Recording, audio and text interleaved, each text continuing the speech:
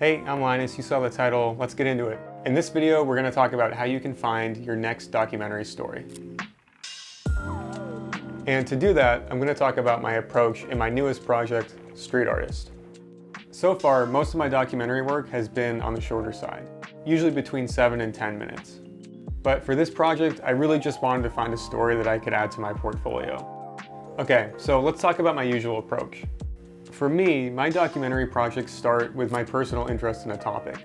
So for example, being from Maine, I've always been kind of interested in the lobster industry. And last year, I started thinking about all the work that must go in behind the scenes. What are the little steps it takes for a lobster to go on the journey from the ocean to your dinner plate? So I started doing some research, and I came across an organization that was doing really cool work. They collaborate with local lobstermen to remove abandoned fishing gear from the bottom of the Gulf of Maine. And this is really important work because that abandoned fishing gear can disrupt the natural ecosystem that lobsters live and thrive in. So I found a point of contact, reached out to her, and explained myself. I told her I'm a documentary filmmaker, I love the work that your organization is doing, and would she be interested in sitting down with me for an interview? It's always important to explain your intentions ahead of time. You don't want to put people off by making them think that you're doing a hit piece, Michael Moore style or something like that. So I always just put everything out there in the beginning. One thing that can help with that process is scheduling a pre-interview call. That's basically just a conversation you'll have with a participant. You'll talk about the scope of the project, what you're going to expect of them, meaning scheduling, that kind of thing, and your vision for the project. At this stage, it's really important to get on the same page. The last thing you want is to get on set and have to deal with surprises, and you definitely don't want to surprise your participant. So in your pre-call, talk about everything you can think of that might come up.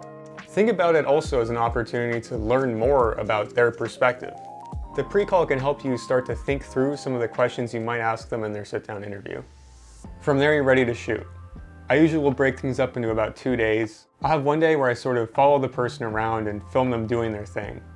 And then I'll go over that footage, come up with some questions, and on another day, have a sit-down interview with them. For me, splitting it up into 2 days gives me time to think through what I want to ask them, and it also helps manage energy levels for both me and the participant.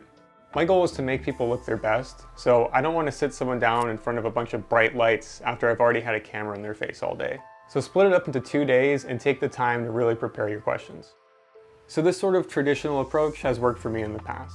I've gotten some really great stories from some really interesting people using these techniques. But the one downside is that it does take time. If you're at a stage like me where you just want to build your portfolio, you might not have 2 or 3 months to plan, shoot, and edit a piece like this. You're probably just chomping on the bit to get something on your portfolio, get out there with your camera. And so that's where the approach I took in this video comes in. The way I went about capturing the street artist story has similarities to the traditional approach, but it's on a much shorter timeline. The way I found the story in the first place was I was just walking around with my camera, getting some shots of my surroundings for fun. Now, if you've ever done this before, you know that when you have a camera, especially one that looks kind of impressive with the rig on it, people are going to come up to you and ask you questions. And that's exactly what happened. This guy came up to me and asked what I was shooting. We started having a conversation, and he told me that he was a street artist. That instantly piqued my curiosity because I've never done a piece about a street artist before. And what was even more interesting was he told me that he was the guy behind some of these public art pieces I've been seeing in my town. I told him what I wanted to do with the project, just make a quick 30 to 60 second documentary about him. He told me what he was comfortable with. He did want to stay anonymous, meaning he did not want his face on camera and he didn't want his voice recorded. And from there, we came to an agreement about the scope of the project. So that conversation when he first approached me was kind of like our pre-call in the traditional approach. We went our separate ways, and an hour later we met back up. He brought all of his chalk, I brought my camera. One piece of advice that's really hard to follow is to take your time before you get your first shot. For me, and maybe for you, when I'm shooting, I have tunnel vision. It's like my world is shrunken down to what I see in my viewfinder, and I don't notice things going on around me. So when I get to a location, the first thing I have to do is just put my camera down and look around. I'll start to kind of visualize some shots that I want to get, but more importantly, I'll start observing my participant that I'm about to film. In documentary work, you want your participants to be as comfortable on camera as possible.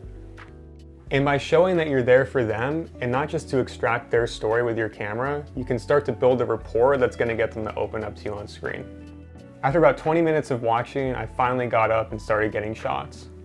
And the images that are playing behind me, I captured in the span of about an hour and a half. Throughout the shoot, I made sure to preserve his anonymity by not getting his face. I think that helped us work really well together, and I'm really glad that we were able to honor our agreement that we made in our first conversation. So we finished shooting. The next day I went out and got these final drone shots, and then I put the whole piece together in the edit. So that's my advice for finding your next documentary piece. Think about what interests you. Do some research. See what's going on in your local community. Get in touch with people and be honest and authentic from your very first interaction. Respect for your participants should be top of your list, because without your participants, you don't have a story. I'm really happy with how this video came out, and I really enjoyed the process of making it. Check it out if you haven't seen it already, and stay tuned for some more really exciting projects on the way.